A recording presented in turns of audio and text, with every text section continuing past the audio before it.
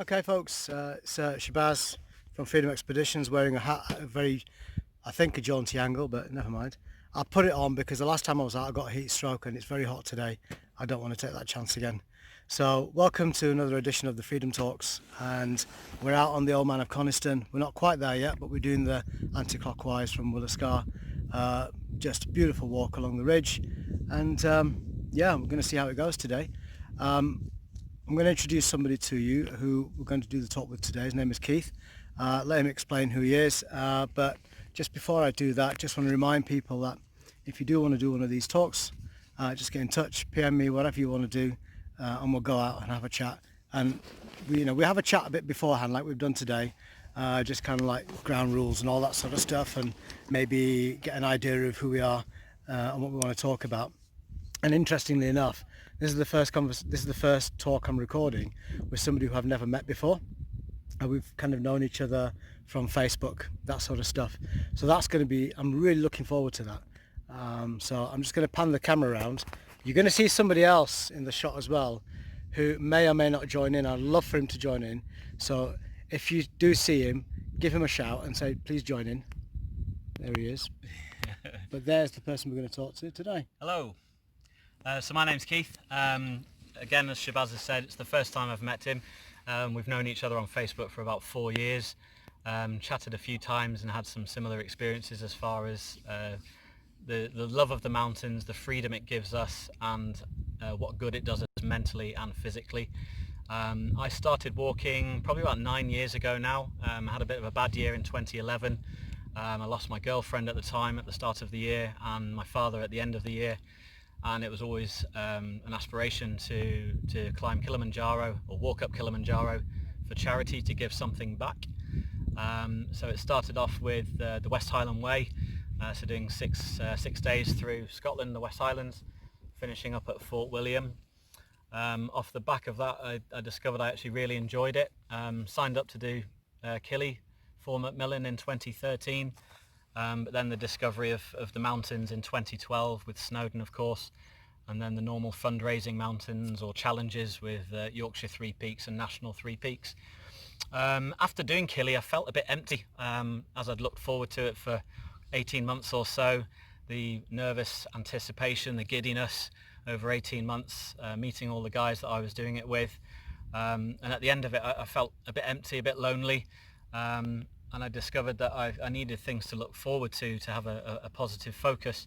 So I kept in touch with our two guides that we had for our experience, and asked the question, what do I need to do to do what you do?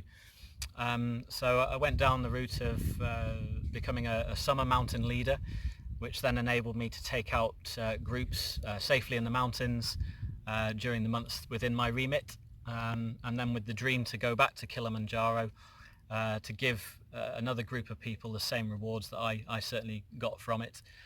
In the interim period, it's given me a chance to go to other continents in the world with the same people that I did Kili with. So have a go at Aconcagua in Argentina, Elbrus in Russia, and then to lead my first abroad expedition in 2018 to Morocco to do Toubkal. Off the back of that, it was a case of being able to challenge myself and test myself a bit further, to get some climbing done in high altitude. So we went to Nepal to do Island Peak, along with Everest Base Camp as well. And I found it extremely rewarding, going to different countries of the world, learning some new cultures, and embracing adverse conditions and challenging conditions, to certainly test yourself mentally and physically. But when you're faced with adverse weather conditions, it certainly tests you mentally. So I do find that the liberation in the mountains is extremely rewarding, and this being my first time out since March, so after lockdown, and being a period of furlough as well, with my normal day-to-day job, today has been such a reward, just to spend some time in the clean fresh air in the mountains, seeing other people enjoy the same thing on a fairly hot day, a little bit of a breeze, but an absolutely amazing time to spend with two guys I've never met before, and to finally meet Shabazz as well of Freedom Expedition. So let's hope that he's not traumatized by this experience and that he does recover soon. The other chap with us is a guy called Osman, and there he is, beautiful. Right, we're going to get up and start walking, and we'll just record as we're walking along. Ugh. Bags on. There's the background, so that's what we were sat looking at over there. That's beautiful. Yeah. So, Keith, so you told us a little bit about your background and what got you into it. And it's interesting because one of the things that you mentioned was about losing people, losing loved ones. So that's some form of hardship that's come into your life. Yes. And then they set you off in a particular trajectory. Yeah. The reason why I got into it was not necessarily that, but I was just, I don't know, you could maybe class it as mental health reasons. Yeah. Just fed up with my normal 9-to-5 job. I was a project manager working in different sectors around the UK, and just, I think one day it hit me that I was in a rat race and I just couldn't do it anymore. Really didn't want to do it. So, my wife said to me one day, well, why are you doing this? Because, you're just making yourself ill. You're making yourself an unpleasant person to be around with. You need to do something about it. So I gave up my 9-to-5. Income plummeted. But I have to say it's the best decision I ever made. Apart from, marrying my wife. That's for the camera, of course. That's for the camera, of course, yeah. It's best decision because I don't have that level of income anymore, but I'm not worried about it anymore. Yeah. I'm not worried about where my money's coming from, how am I going to pay the bills. And when I forget that feeling, always being in the mountains always reminds me of how free Yes.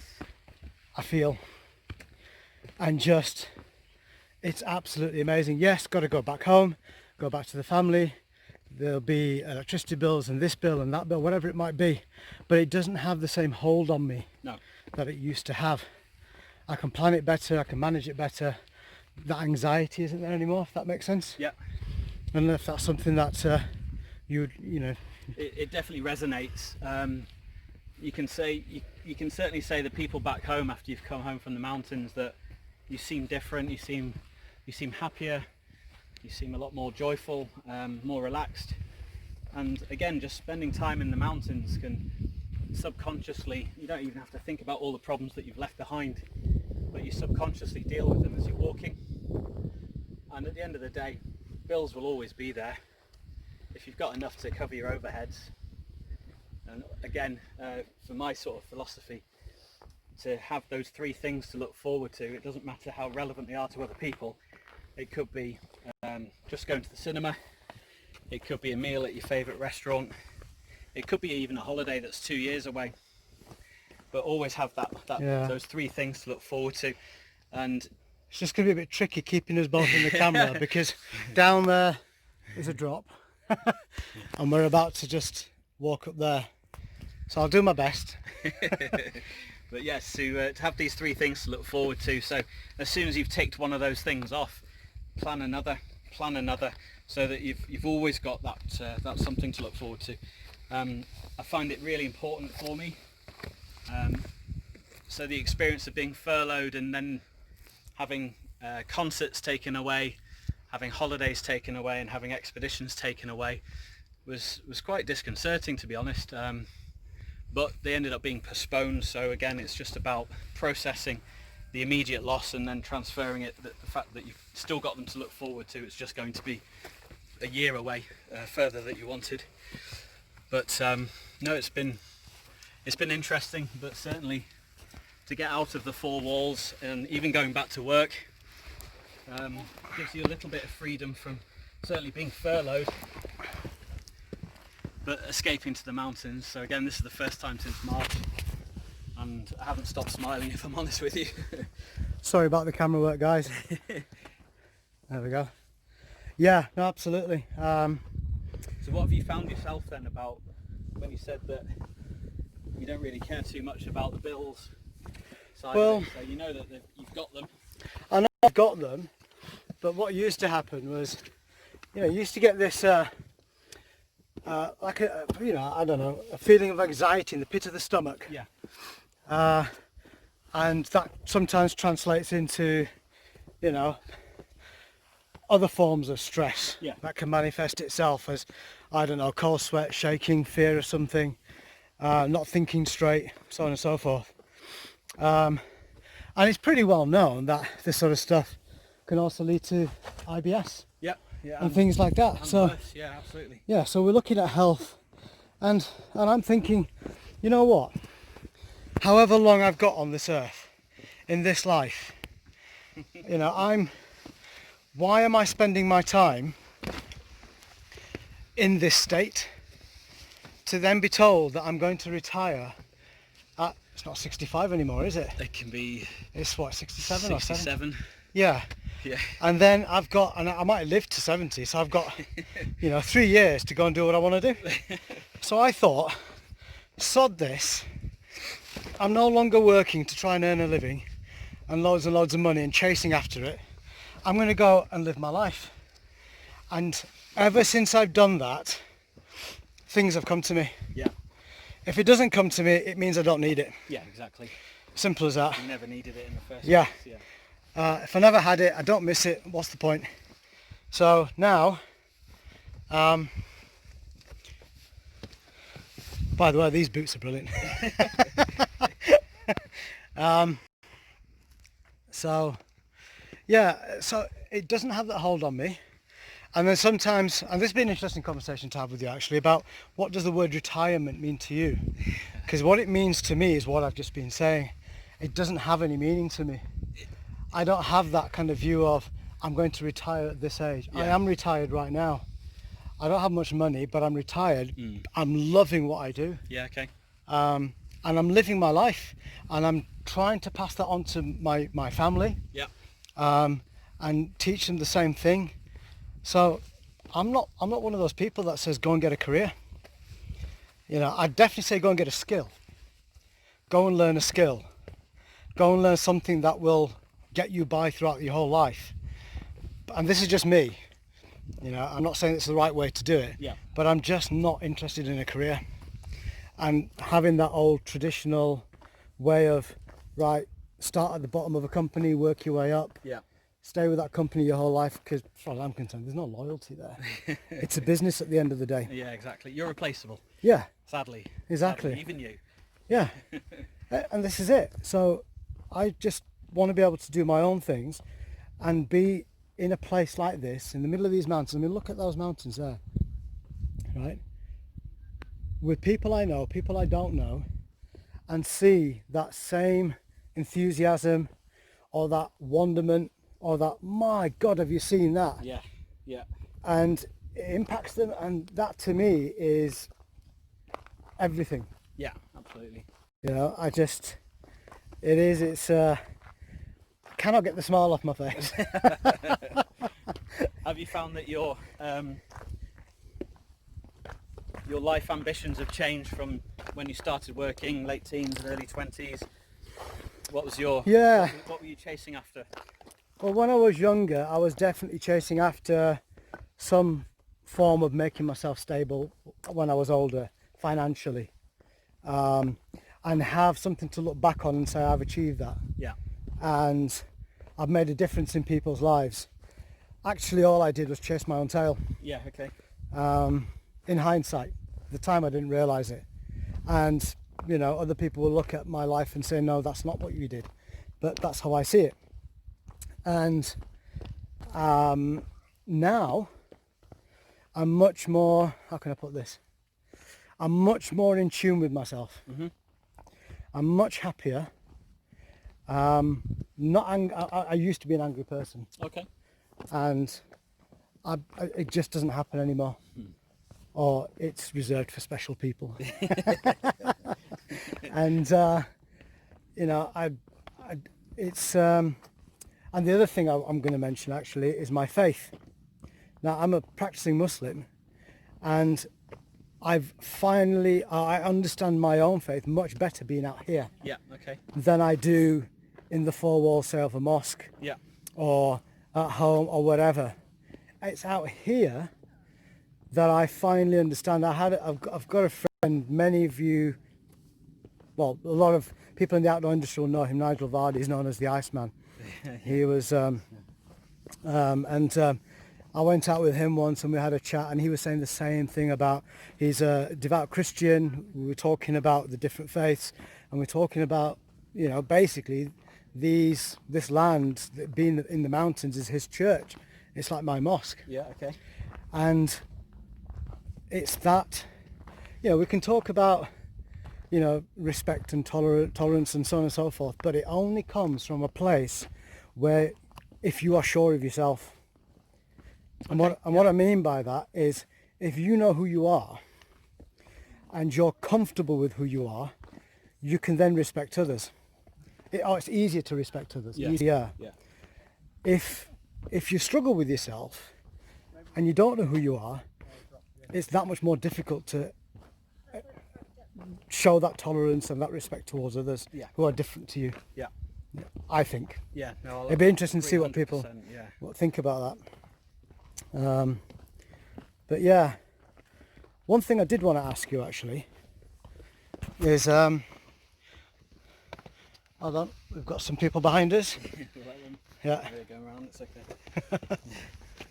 So one of the things I did want to ask you was, is just something about different cultures coming out into the outdoors. Yeah. So for example, it's something that my wife and I talk about. My wife is white, and she loves to come out into the outdoors, but even she will say to me, especially high up in places like this, you don't see a lot of people from either an Asian background or black, Afro-Caribbean, however you want to put it, background. Just wanted to ask you about that, really. Yeah, absolutely. What you felt since as an instructor yourself. Yeah, as an instructor, I've been leading 2 years fully. I'm not going to count this year as the third, really. But obviously with open groups and charity groups, it brings different cultures to the mountains. I think the good thing with it is that everyone has a common goal, whether they're fundraising or challenging themselves, or just want that first-hand experience of being on a mountain for the first time. I think the aspect of different cultures and colours on the mountains. I'm in an interracial relationship myself. My girlfriend's black, and I have asked her the same question really about why we don't see black people on the mountains, and her answer was, we don't really see the point of it. So a few years ago I took her up Helvellyn, which is a mountain over yonder, and it was a nice day, nice clear day, dry, no wind, so do it at her own pace. Decide to do the edges, so striding edge and swirl edge. Fantastic day out for people with a bit of excitement going on and a bit of adventure. And after, I think 6 hours it took her to do it, just at her own pace. She was obviously quite exhausted because going uphill for the first time is quite new. But she did enjoy the edges. She thoroughly enjoyed it, to be honest. We haven't been out since, but she does do quite a lot in her personal life with her job. She runs a charity. She's a co-founder of another group, and she's got 2 daughters. So as a single parent, because I don't live with her, she's got quite a lot on, but I think we're going to plan to do the mountains again later this year with her youngest daughter, who's 7. So I think we'll probably do Snowdon, as that's the obvious choice and quite local to us in that respect. But I think the common goal, going back to different cultures on the mountains, the common goal that people have, everyone wants to get to the top, of course, that you're just sort of planting the seed of what certain things can happen on the mountains, what they can experience, all the different weather conditions and complications that can come as a result of that. But not giving them too high expectations, but keeping that motivation and energy there for them. Yeah, I mean, I certainly know from, in fact, we've got Ozzy with us today, He does a lot of this sort of work as well, but there's a lot of people from the Asian background Yeah. who do come out into the mountains, but most of it's to do with charity. Yeah, I see a lot of So Syrian water aid. Exactly, And, yeah. yeah. So yeah, Syrian aid for Palestinians, Yeah. Yemens, the Uyghurs in China, so on and so forth. The Khan. Yeah, and Khan. it's all large groups. Yeah. And over the years, I have to say that they've got better and better in terms of how they operate and how they look after each other, and kind of building up to the standards that you would get with mountain leaders. Yeah. That sort of stuff. But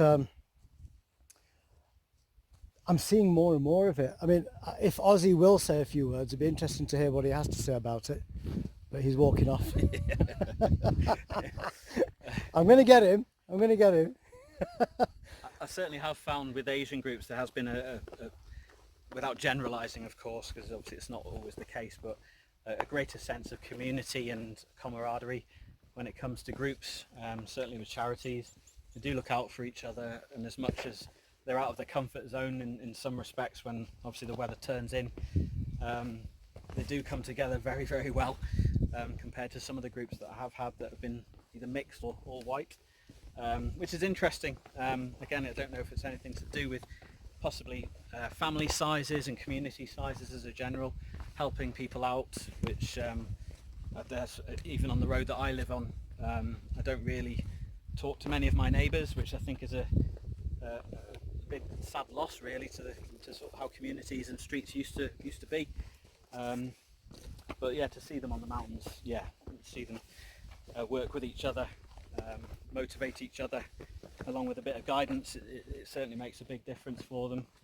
Yeah, I mean, certainly, I'm going to say this on camera, the standards need to improve, but they are improving because we've got people, fantastic people who are, becoming mountain leaders, they're becoming instructors and whatever it might be, or they're running companies that are able to speak the language, so to speak, so they can, they know what the issues are, what's going through their minds, these charities, when they're organising stuff like this, and they're able to ask the questions and answer those questions that are particular to that charity. Yes. And get them to come out and do it in a safe way. Yeah. And the standards are getting better all the time, and there's some amazing people out there doing it. But what I don't see a lot of, and I'm talking about the slopes higher up, certainly low down, is Asian families and black families. Yeah. You see more of them low down, easier trails, which I think is fantastic, and National Trust properties and things like that. Yeah. So they're going out. But where you don't see them is coming out onto the higher slopes. Yeah. Above 600 meters, yeah. Yeah. But I do know groups, in fact, I mean, I live in Bradford, and I've just come across a whole group of guys who are in their 50s and 60s who have been walking for the last 2 decades. Amazing. In the UK. I never knew about them. Brilliant. And so I'm going to go and meet them and have a chat with them, hopefully. But they're experienced. And one of them's a fantastic multi-pitch climber. Yeah, so you're looking forward to that. I'm absolutely looking forward to that, yeah. Yeah, it is interesting. I think, like you said, we found maybe glacial lakes will be the highest that they end up going. They just have a paddle in the water, or just to go around the main lake trails that you'll either find here in the Lake District or Snowdonia. Yeah. But I don't know if it's just a taboo area or something that is just not part of a culture without there being fundraising or... Well, I have to say, I mean, when I speak to my own family, like my mother and my brothers, they do think some of the stuff that I do is a bit bonkers. In fact, my own wife thinks some of the stuff I do is a bit bonkers when I'm hanging off a ledge or something, or whatever it might be. But just the general walk is just fantastic. Well, do you mind saying on camera what your wife does for a day job? So my wife is, best way to describe it is an alternative therapist. Okay. And she has spent the last 25 years making her own form of therapy, and it's called Mizan, so it's M-I-Z-A-N. Yeah. And she's become so successful that she's got practitioners all over the world. Okay. So people from all over the world come, they train with her in the UK, Yeah. and she goes to other places to train them. Okay. But she's got couple of hundred, I think, in the UK now. Okay. All trained, assessed and all that sort of stuff, and kind of, working to certain standards. Yeah. And yeah, very, very successful and brilliant. Yeah, so she runs her own businesses. They've got an online shop as well, and so on and so forth. So yeah, it's really good. It's interesting because sometimes I've mentioned this to other people who have asked me. Yeah. And I have actually had a comment back from somebody who was like, "Oh, that's breaking the stereotypes, isn't it, of a Muslim woman?" Oh, really? Yeah. An assumption, a natural assumption. Yeah, and I thought, so I said to him, well, she's not Asian. She happens to be white.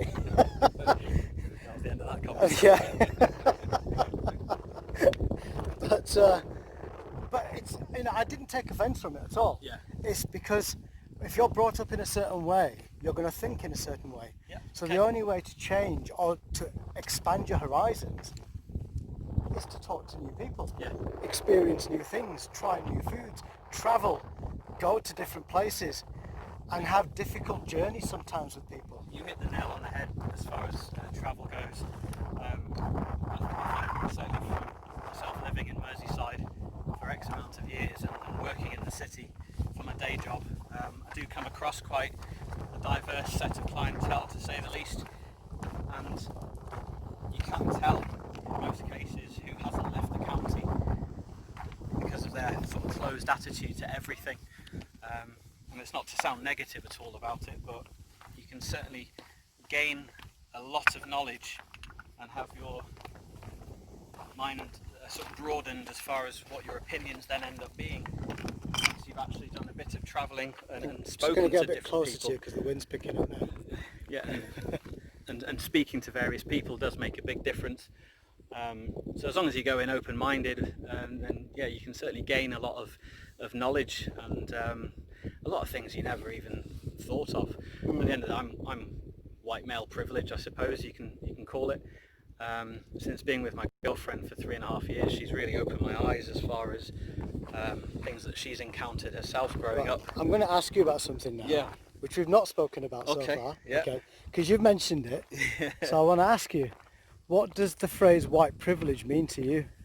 For me, it's not having. I've not had anything to worry about in life at all. If you're born in England and you're white and you're male, you are just automatically given privileges. So for example, a black person may have to work twice as hard to get the same job as a white person. And do you really believe that? I do, genuinely.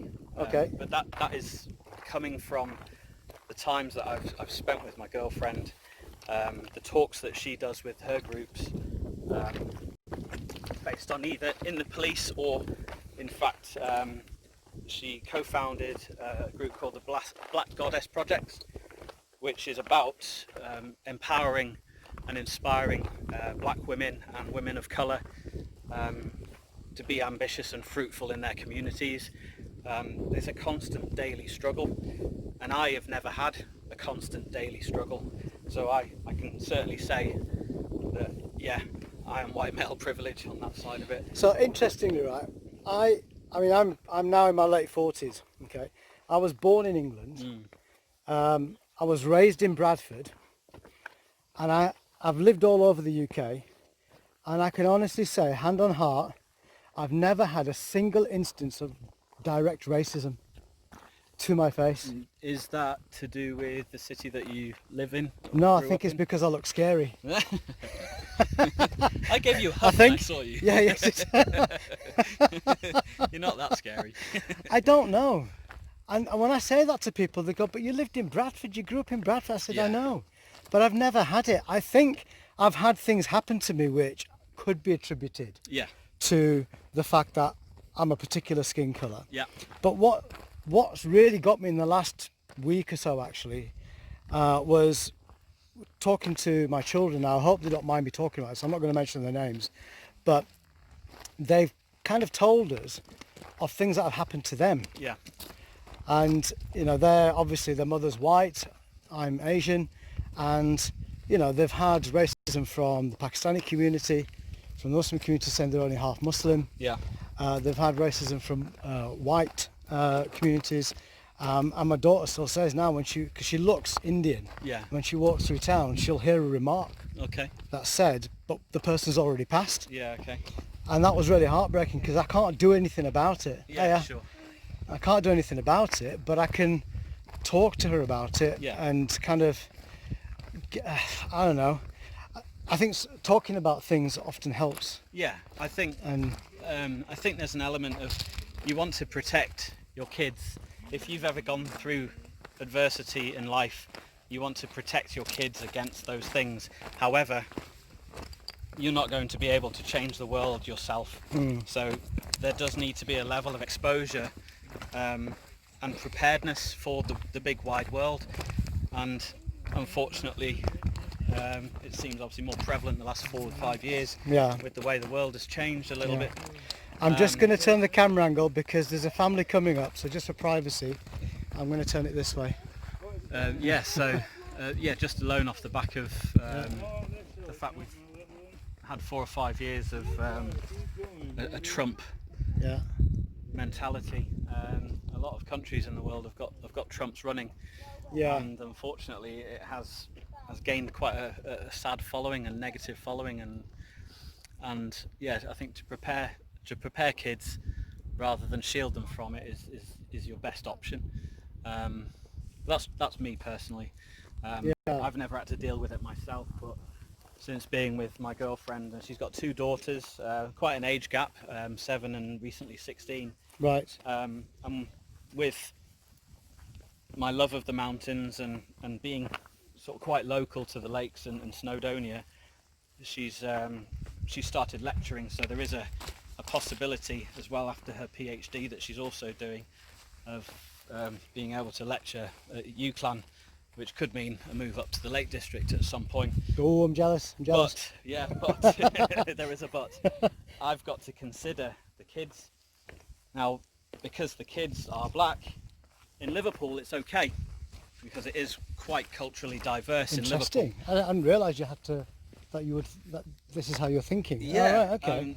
It's again, it might be slightly contradictory because what I'm thinking is shielding, Right. whereas a move up to Cumbria, for example, would mean that they're probably going to be the only people of colour for quite a distance on that side of it. So it's whether or not do I do the right thing by wanting to move up to the Lake District where there is an increased possibility of them being targeted in any way, shape or form. So it has been a consideration and a topic of conversation with my girlfriend. At the minute we're obviously really happy where we are. We don't live together, but there'll be a time at some point, I guess. Fingers crossed. Yeah, lockdown's been good test. So Dom, if you're watching this. But, I mean, interesting. I mean, bringing the subject back to lockdown and relating that to the outdoors. My God, has it been good to get out? Absolutely. Oh. Yeah. I think the only sort of saving grace as far as you knowingly being stuck between 4 walls is that it will end at some point. Yes. You can only think of the times where you have been stuck in the outdoors, whether you've been tent bound because of the weather and you've not been able to go out, or you've got yourself lost and got yourself back after 2 hours or so. But you can only relate to other hardships that you've had. And to be honest, being stuck in your house for 3 or 4 months, we're spoiled. We are spoiled. We've got too many things to sidetrack us with. It's just an unusual thing when you are used to being able to escape to the outdoors at any given moment, and then you can't. Yeah, no, absolutely. This has been my first proper mountain since lockdown. Yeah, mine too. I was on Kinder the other day. I'm going to be in Ingleborough tomorrow. This is my first proper mountain. And it's been fantastic. It really has. I mean, I'm just going to pan the camera around. So there's the top of Old Man of Coniston, but just down there, it's just fantastic. And then you've got Scarfell Pike in the distance over there. Scarfell as well. And I was that happy, I was saying, why don't we just walk along the tops to Scarfell Pike? Try and do it in a day. But Then you remembered you've got a day tomorrow. exactly, yeah. I'm not sure if my knees could take it. Exactly. Yeah, that's one thing I have found though, is that as I've got older, it happens to everybody, doesn't it? You know, things in your body start to go, what are you doing? Slow down. There are noises that come out from Exactly. all orifices at this point in And time. one thing I can say, no matter how much WD-40 you spray on it, it doesn't work. Right, so I think it's kind of coming to an end. Unless there's anything else you want to... I'm just extremely grateful for the opportunity to come out. It's my week off and the weather's been fantastic, and it's been a great opportunity to be able to escape to a place that I love, with someone I've never met before, but with, again, common interests. You're not necessarily going to have the same opinion, but I think that's the good thing about humanity. You can share opinions, as long Exactly. as you're not judging people for their own opinion. Yeah. Learn from others, enjoy the outdoors, everything it gives you, and leave no trace. Absolutely. Please leave no trace. My God, the amount of rubbish that's been chucked around. I don't know why people, I'm going to say it on camera, you're idiots, honestly. If you're chucking rubbish, you're idiots. I don't understand why. There's just no, I can't work out in my mind how, I better stop. I better stop. Just about to go off on one. Right, no, it has been lovely. We've picked a fantastic day to come out. Fantastic venue as well, Old Man of Coniston. We've done the circular route, and oh wow, yeah, can't wait. I'm gonna have a big sandwich at the top, and then we'll go down, back through the disused quarries down to Williscar car park, and yeah, I've just loved it so much. And It's been fantastic. no, well, this is it, you see, because I was genuinely a little bit worried about, you know, how would these conversations go, because I started them off with people who I kind of knew. Okay. So I've done one with Danny, who I've known for a while. The first one with JJ, I only knew him for a couple of weeks because I'd worked with him. So that was kind of enough. So with yourself, I'd never actually met you, had I? No, not at all. This is the first time we met. So we have had a bit of a conversation as we've done the route, and we got, it was a brown crag, wasn't it, that we got to the top of. So just after that we decided, right, let's start the recording. I've loved it. Yeah. Really enjoyed the conversation. Fantastic. If anything in that has inspired you, or you've got questions, or like to make a comment, absolutely do so. That's how these things work. That's how we're going to learn. And if you want to join in with one of these conversations, PM me, and you can be in the next Freedom Talks. Guys, get onto the mountains. You'll really enjoy them. You thoroughly will. There's nothing like it. Bye.